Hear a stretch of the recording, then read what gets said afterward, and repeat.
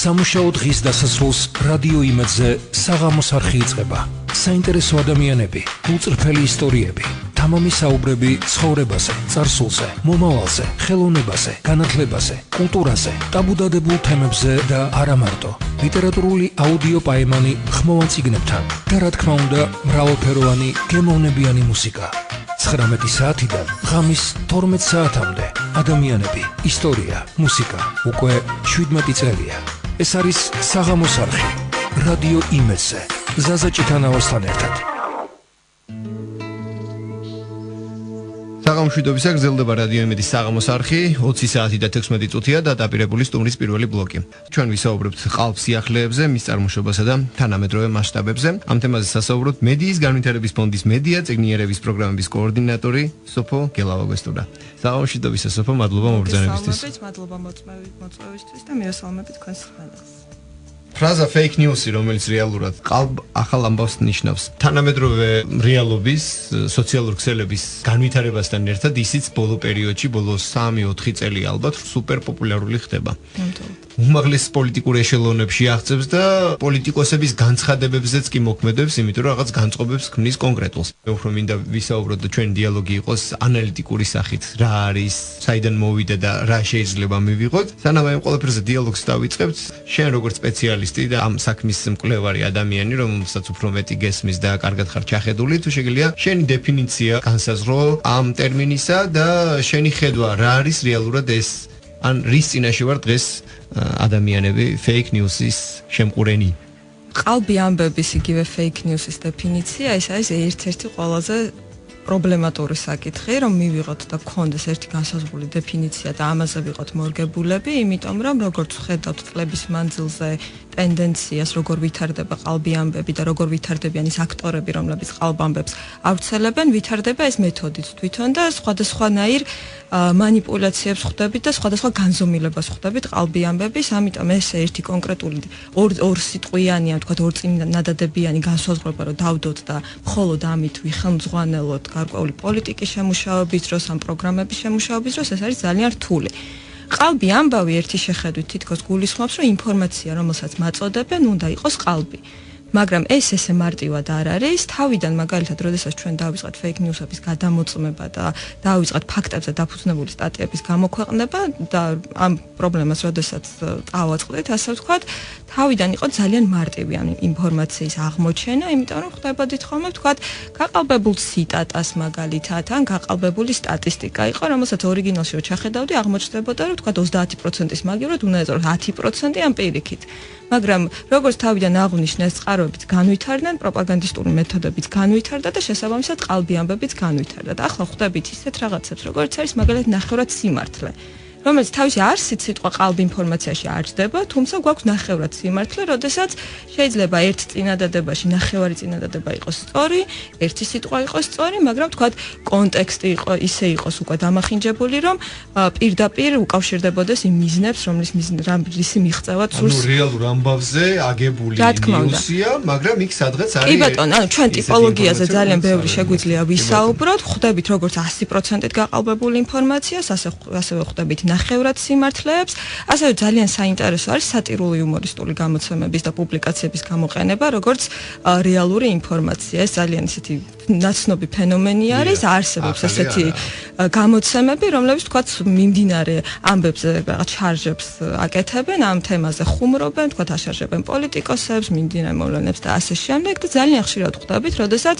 ქართულ ტაბლოიდურ მედიაში, პროპაგანდისტულ ონლაინ გამოცემებში ძირითადად იბეჭდება ისეთი ინფორმაცია დასავლეთში საზოგადოებების ან ვიღაც კონკრეტული პირების შესახებ, რომლებიც მაგალითად ჩართულები არიან ზოოფილიაში ან ნეკროფილიაში, ან ძალიან სახალისო ისტორიები არის ერთი შეხედვით და თითქოს აი კითხვა გებადება, რომ ამას არის რატომ უნდა მიაქცია ყურადღება, ხო, რაღაც რიგითი გამოგონილი ამბავი არის, მაგრამ ასეთი გამოგონილი ამბების რეალურ ამბად გასაღება ისახავს მიზნად, რომ წარმოგვაჩინოს თითქოს ეს დასავლური საზოგადოებებისთვის ძალიან ესეთი დამახასიათებელი ცხოვრების წესია, რაც უკვე ქართველებისთვის არის მიუღებელი და წარმოადგინოს, რომ ეს ევროპული სივრცე, რომლისკენაც ჩვენ მივისწრაფით, არის ჩვენთვის მიუღებელი, რაც მორალური თვალსაზრისით. ამ ინფორმაციების პირველ წყაროებს რო ჩავყვებით, ვთქვით და დავიწყებთ ძებნას, რომ აბა როდის გამოქვეყნდა, რომ ვიღაც რაღაც ნეკროფილიურ საქმიანობაში არის ჩართული, აღმოვაჩენთ, რომ ვთქვათ ამერიკულ რომელიღაც რიგით იუმორისტულ გამოცემაში იყო გამოქვეყნებული. და სქემა როგორი არის? ხედავთ, რომ ეს ინფორმაციები რუსულ ტაბლოიდურ მედიაში ვრცელდება როგორც რეალური ამბავი და შემდეგ უკვე რუსულიდან სიტყვით გადმოთარგმნილი იბეჭდება ქართულ ტაბლოიდურ მედიაში და ეს არის ძალიან დიდი პრობლემა, რასაც საზოგადოება შეყავს შეცდომას. ასევე ტიპოლოგიაში ხვდებით მაგალითად დამახინჯებულ ციტატებს ან კონტექსტიდან ამოვარდნილ ციტატებს, ან მაგალითად ინტერვიუ თუ არის რომელიმე მაგალითად სამხედრო პირის ან ნატოს ერთ-ერთი გენერლის ან რომელიმე დასავლელი პოლიტიკოსის, რომელიც მათ გარკვეულ საკითხზე კომენტარს აკეთებს, შესაძლოა პროპაგანდისტულმა მედიამ ეს ციტატა დაამახინჯოს, ინტერვიუ დაამახინჯოს და გამოაქვეყნოს მხოლოდ მაგალითად ნაწყვეტი.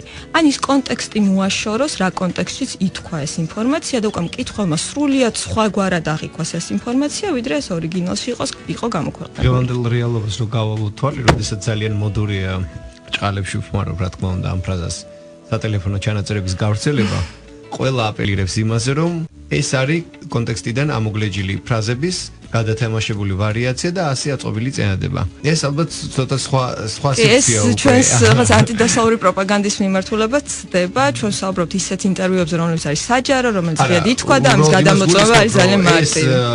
მეთოდად კი ნამდვილად კონტექსტიდან ამოგდებულად ხდება წარდგენა, ხო, ნებისმიერ მედია საშუალებაში ეს საბოლოოდ მიდის იქითკენ, რომ შეიძლება კლასიკური fake news-ი არ იყოს, მაგრამ გაყალბებისკენ მიდრეკილება გქონდეს ან ასე შემდეგ. ისტორიულ წარსულში რომ გადავიდეთ, ასე ვთქვათ, ის რომ სახელმწიფოები იყენებდნენ ერთმანეთის საწინააღმდეგოდ შეცდომაში შესაყვანად, განსაკუთრებით სამხედრო ლიდერები მოწინააღმდეგის შეცდომაში შესაყვანად და განწყობის შესამსუბუქებლად თუ აქცენტის სხვა მიმართულებით გაკეთებაზე, ვიდრე რეალურად ისინი შეუტევდნენ ასე შემდეგ. ყალბი ცრუ ინფორმაციის გავრცელება მიზანმიმართული ერთ-ერთი მეთოდი იყო. ამ მიმართულებას აქვს დიდი ისტორია. მით უმეტეს მე უკვე სპეცსამსახურებისთვის შესანიშნავი საშუალება იყო და ადრე თუ სოციალური ქსელები არ იყო, ჩემი აზრით, დღეს თუ ჩვენ გვაქვს fake news-ი, სოციალური ქსელების განვითარებამდე fake news-ებს მე მაგალითად მივაკუთვნებდი ისეთ ჭორებს, რომელსაც სპეციალური სამსახურის წარმომადგენლები სამოქალაქო სექტორში ჩართულ მათ ჩანერგილ რიგით წარმომადგენლების დახმარებით ჭორის სახით ავრცელებდნენ. ესეც ფაქტობრივად ის იყო, რომ საბოლოოდ ღებულობდით გაყალბებული ინფორმაციის გავრცელებას. კი ბატონო, თუმცა მაინც უნდა ვთქვათ, რომ სოციალურმა მედიამ ძალიან შეუწყო იმას ხელი, რომ რიგით მოქალაქეებამდე დადის უკვე აი კონკრეტული ერთი ინფორმაცია. ჩვენ ახლა არ ვსაუბრობთ თქვათ, რომ იმაზე, რომ სახელმწიფო ცდილობს რაღაც საზოგადოებრივი განწყობები, თქვათ, სხვა სახელმწიფო ისტორიულ წარსულში შეეცვალა გარკვეულ საკითხზე განწყობები. აქ უკვე აი თითოეულმა წინადადებამ შეიძლება ისე მიაღწიოს მოქალაქემდე, რომ ის გაუაზრებლად თვითონ გახდეს ამ დეზინფორმაციის გამავრცელებელი, იმიტომ რომ წარსულს შევადაროთ, ხო, აი ტრადიციული მედია რო ავიღოთ და ახალი მედია, რა არის განსხვავება, რომ თუ წარსულში მაგალითად ჩვენი წინაპრები, ასე ვთქვათ, ბებია, ბაბუა დაждდებოდა საღამოს და ელოდებოდა ვთქვათ მთავარ გამოშვებას და აქედან იღებდა ინფორმაციას, დღეს ეს ინფორმაციის მიმოცვლა იმდენად აჩქარდა და იმდენად ჩვენ თვითონაც გავხდით ინფორმაციის გამავრცელებლები, რომ საერთოდ არ გჭირდება, რომ შენ გერქვას ჟურნალისტი თვითონ აი არსობრივად პროფესიის გაგებით, ისე რომ თქვა ჟურნალისტის დიპლომი არ გქონდეს, ხო? სტატუსი რო დაიწერება Facebook-ზე, ესეც კი არის ინფორმაციის გავრცელება, ისე რომ შენ შეიძლება იქცე ინფორმაციის წყარო. ერთი გადასარევი ღილაკი გაზიარებისა. კი ბატონო, და აქაც ახლა ჩვენს მაყურებლებსაც მოვუწოდებ, რომ სანამ გაზიარებას დააჭერან, იფიქრონ და იგრძნონ პასუხისმგებლობა ამ ეპოქაში, რომ თვითონ არ გახდნენ ყალბი ინფორმაციების და დეზინფორმაციის გამავრცელებლები.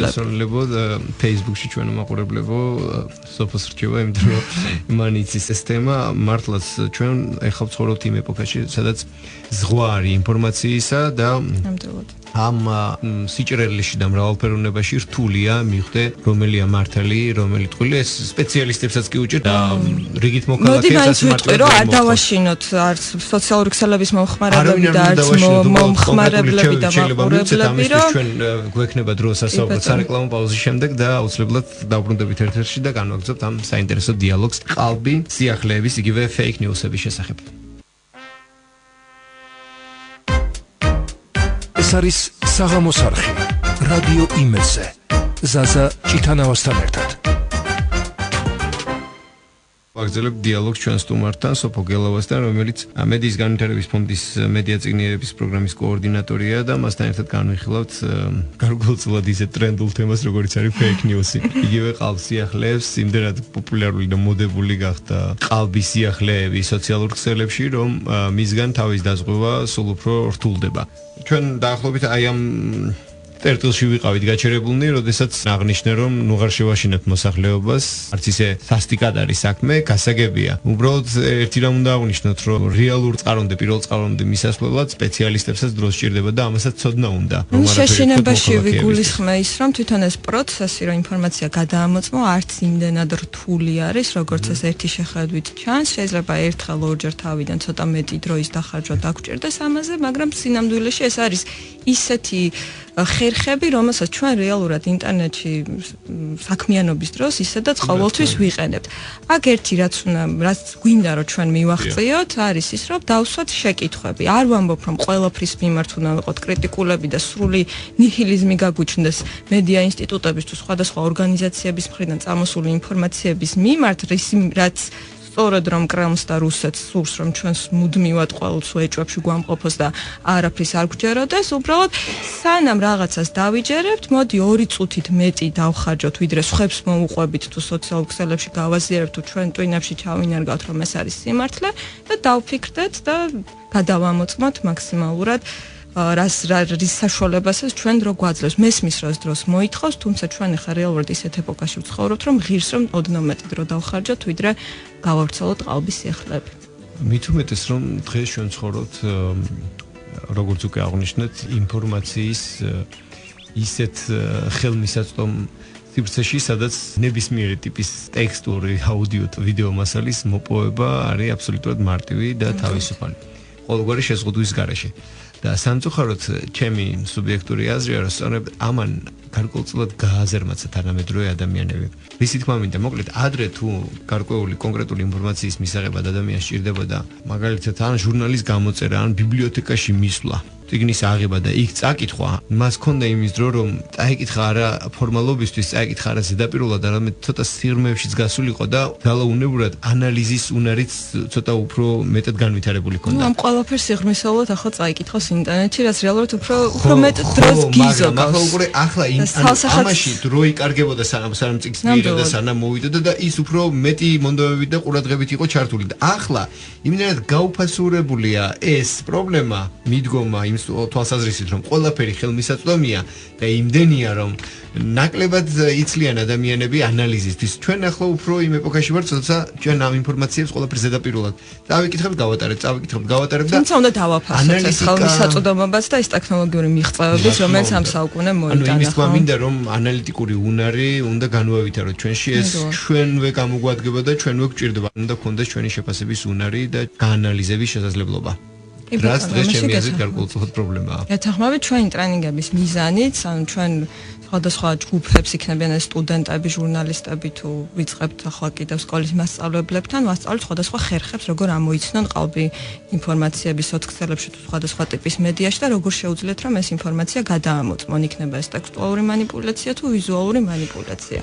ჩვენ არ გვაქვს იმის ილუზია, რომ თქვათ 1 ან 2 შეხვედრის შემდეგ ისინი სრულად აითვისებენ ამ რესურსებს და ახალი ტექნოლოგიების გამოყენებას. თუმცა ჩვენი მიზანი არის, რომ თუნდაც ერთი კითხვის ნიშანი რომ დასვან, როდესაც ინფორმაციას წაიკითხავენ და დაფიქრდნენ, რომ ეხლა რასაც მე მაწვდიან, ამას სპეციალურად მაწვდიან ამ ფორმით, რომ ეს დავიჯერო, გავაზიარო, აღვშფოთდე და მოვუწოდო სხვებს რაღაც კონკრეტული ჯგუფების წინააღმდეგ, მაგალითად მობილიზაციისკენ, თუ ეს არის ნამდვილი ინფორმაცია. აი ეს კითხვის ნიშანი თუ დაისმება, თუნდაც ამ დონეზე, აი პირველ შედეგს თუ მივახწევთ, ესეც იქნება ძალიან კარგი. როდესაც ამ თემაზე მუშაობა გადავწყვეტეთ და შევთავაზეთ, რომ ეთერში მოახერხებდი მოხვიდოდი, ვეცადი მომიძია რამდენიმე ინფორმაცია, მათ შორის ავაწყდი, შემდეგ ლიეტუველი მეცნიერები განმარტავენ, რომ მათ უკვე შექმნეს ახალი ხელოვნური ინტელექტის პროგრამა, რომელსაც შეუძლია რომ 2 წუთში ამოიცნოს ინტერნეტში განთავსებული ამბავი სრულად თუ სიმართლე, ანუ fake news-ის გამოაშკარავება. ნუ პრინციპი რაც აქ წერია არის ის, რომ ის ახერხებს ინფორმაციის უამრავი წყაროს მოვლას, იქ დასკანერებას, ასე რომ ვთქვათ, და შემდეგ უკვე ამ მონაცემებს ეგრეთ წოდებულ ელფებს უგზავნის სიცივიზეც არის საუბარი, ანუ იმ ადამიანებს, რომლებმაც ეს შეისწავლეთ კარგად და ამის სპეციალისტები არიან და საბოლოოდ ისინი უკვე გაკეთებული საქმის დიდი წილის ხარჯზე ისინი უკვე საბოლოო გადაწყვეტილებას მიიღებენ, რომ აი ეს არის fake news-ი, ეს არ არის. ნუ დაახლოებით იგივე პრინციპია, რა პრინციპიდაც მუშაობს ანტიპლაგიატის ელექტრონული პროგრამები, რასაც დავაკვირდი, უხეშად რომ შევადაროთ. კიდე ერთი საინტერესო ის, რომ უახლოეს 5 წელიწადში ლონდონი ეგრეთ წოდებულ fake news-ებთან საბრძოლველად 100 მილიონ ფუნტს დახარჯავს. გარკვეულწილად შენი წუხილის გამოძახილი ენფაზასრისით, რომ ამ ყველაფერს უფრო სერიოზულად უნდა მიუდგეთ და კიდევ ერთი რამ, რომ 2018 წლის პირველი თვის განმავლობაში სიტყვათა შეთანხმება fake news Twitter-ის ქსელში 2 მილიონჯერ გაჩნდა. Google-ის საძიებო სისტემის შედეგებით 5 მილიონს აღემატება. ეს იყო 2018 წლის პირველი თვე და ახლა ეს ციფრი ალბათ ბევრად მეტი იქნება. ეს ყველაფერი მიუთითებს ამ თემის მასშტაბურობაზე. მასშტაბურობაზე და დაინტერესებაზეც, იმიტომ რომ როდესაც ადამიანი გუგლავს, რომ მოდი გავიგო fake news-ი რა არის, ეს არის ძალიან კარგი. ეს რიცხვი თუ იზრდება ადამიანები, როდესაც ეძებენ ამის შესახებ ინფორმაციას, ეს ნიშნავს, რომ დავიწყეთ ნელ-ნელა მაინც და დაგვიანებით, მაგრამ არა უშავს ამ პრობლემის აღიარება და უკვე რიგითი მოქალაქეები ცდილობენ, რომ გაერკვიონ, რასთან აქვთ საქმე და გაიგონ დამატებითი ინფორმაცია, რატომ საუბრობენ ამდენ სამყბადაღებულ ტერმინზე fake news-ზე. თვითონ ტერმინს რაც შეეხება, რომ დაუბრუნდეთ პირველ კითხვას, იმდენად თვითონ ტერმინიც გახდა манипуляციური ტრამპის წყალობით, იმიტომ რომ ის მედია, რომელიც არის მის მიმართ ოპოზიციური, იგივე CNN-ი, ტრამპი მას მოიხსენიებს fake news-ად და უკვე იმის აღქმა მოქალაქისთვის, რიგითი მოქალაქისთვის, რომელი არის ბოლო-ბოლო ყალბი ინფორმაციის გამავრცელებელი მედია და რომელი არა, უკვე არის ძალიან რთული ამ ტერმინის გამო. ზოგადად მედია და უკვე სხვადასხვა ორგანიზაციები, რომლებიც ამ თემაზე მუშაობენ, მაქსიმალურად ცდილობენ, რომ ეს ტერმინი აღარ გამოიყენონ და თავი აარიდონ. მაგალითად, UNESCO-ს ერთ-ერთი ბოლო გზამკვლევი რაც იყო, ისინი იყენებდნენ ინფორმაციულ უწესრიგობას fake news-ის ნაცვლად და იმდენად ნერგავს მართლა ეს რაღაც მასშტაბურად მოზღვავებული ტალღამ, ყალბი ამბების არ ვიცი, ამ უწესრიგობას თუნდაც სოციალურ ქსელებში და ადამიანების გონებაში, რომ ძალიან კარგად ასახავს რეალურად ამ პრობლემას. ნუ სხვადასხვა ორგანიზაციები იყენებენ, თქვათ, დეზინფორმაციას, ინფორმაციულ манипуляციას, იგივე ინფორმაციულ უწესრიგობას, ან მინდოდა ამიხსნა ეს ტერმინი. კი ბატონო. რატო არის თვითონ ტერმინი манипуляციური დღევანდელ ეპოქაში და რატო ჭირს ამის აღქმა რა არის რეალურად ეს პრობლემა. მიღება ალბათ ძალიან გაჭირდება და ამასაც დრო დასჭირდება. რა მექანიზმები არსებობს კიდევ გარდა იმისა, რომ ჩვენ დავფიქრდეთ, ჩვენ ყურადღებით ვიყოთ fake news-ებთან საბრძოლველად. არაერთხელ ყოფილა იგივე დემოკრატიულ ქვეყნებში და დემოკრატიული ქვეყნების წარმომადგენლებისგან, რომ გავანადგუროთ რა არ ვიცი კოცონზე და ასე შემდეგ ისინი ვინც fake news-ებს ავრცელებენ და მსგავსი რამ. რა თქმა უნდა ზოგიერთი fake news-ი ისეთია რომ ძალიან დიდი საფრთხის შემცველია. თუმცა როდესაც ჩვენ საზოგადოებრივ გამჭვირვალობაზე და თავისუფალ ხელმისაწვდომობაზე საუბრობთ ყველაფერთან, აი ამ სიტუაციაში ყალბი სიახლეების გამავრცელებლებს კარგ ნიადაგსაც უქმნიან და უტოვებენ. აი ეს ყველაფერი როგორ უნდა კი ბატონო, მოდი ვთქვათ, რომ რა არის რუსეთის მიზანი, ხო რა, ეს დემოკრატიული ინსტიტუტები მოარღვიოს და მოქალაქეებს გაუჩინოს ამ დემოკრატიული ინსტიტუტების მიმართ უნდობლობა და ამას რითი აკეთებს? აი რამე საშუალებებს იყენებს? იმ საშუალებებს იყენებს, რომლებიც არის დემოკრატიის პირდაპირ შედეგი, როგორც არის მედიის თავისუფლება. ანუ ეს რომ აღვიქვათ ჩვენ რა როგორი ღირებული არის ჩვენთვის მედიის თავისუფლება და შინაარსში ჩაურევლობა ხელისუფლების მხრიდან მივხვდებით რომ ის დებატები რომელიც მიმდინარეობს რომ მოდი ახლა ინფორმაციას ვინც ავრცელებს ყალბს ის შევზღუდოთ ან რაღაც კრიტერიუმები შევქმნათ სახელმწიფო დონეზე რა არის ყალბი ამბავი თუ არ არის ეს არის ძალიან დიდი საფრთხის შემცველი. იგივე ტრამპი ვახსენე რომელიც CNN-ს ეძახის ყალბამბავს და მოდი წარმოვიდგინოთ ახლა საქართველოს ტიპის გარდამავალი დემოკრატიის მქონე ქვეყანაში რა საფრთხის შემცველი შეიძლება იყოს ხელისუფლების ხელში მედიის შინაარსის კრიტიკის და კონტროლის ინსტრუმენტი რომ მივცეთ, ხო? მედია რომელიც მაგალითად არის ოპოზიციურად ხელისუფლების მიმართ განწყობილი, ის ნებისმიერ დროს შეიძლება გახდეს სამიზნე და დაარქვან მას დეზინფორმაციის და ფეიკების თუ ყალბი ამბების გამავრცელებელი და ეს ინსტრუმენტი რომელიც თითქოს დიადი მიზნებისთვის და კეთილი მიზნებისთვის შეიქმნა, გამოიყენონ კონკრეტული მედიების წინააღმდეგ, რომელიც თქვათ არ მოსტონს ხელისუფლებას და უნდა რომ დაადუმოს და შეუცვალოს სარედაქციო პოლიტიკა. ის რომ თქვათ დასავლური ქვეყნების წარმომადგენლები ამაზე მსჯელობენ და ფიქრობენ რომ ეს არის სწორი მიდგომა, ეს კიდევ კიდევ უფრო მეტად გასაკვირი არის, იმიტომ რომ ხშირად არის განცდა, რომ თითქოს ის თავისუფლება, რომელიც მათ აქვთ, ეს არის ნაჩუქარი და თითქოს მიმათ წინაპრებს ამისთვის არ უბრძოლიათ და რაც ესე დაიბადნენ ესე თავისუფალ გარემოში და ჩვენც არ უნდა დაგვავიწყოს, რომ ამისთვის ვიბრძვით და ეს თავისუფლება მაქსიმალურად უნდა შევინარჩუნოთ, იმიტომ რომ ამის დაკარგვა არის ძალიან დიდი საფრთხის შემცველი. კიდევ ერთი დებატი, რომელიც ამ თემაზე საქართველოში მიდის, ეს არის აუკრძალოთ თუ არა რუსული ტელევიზიები.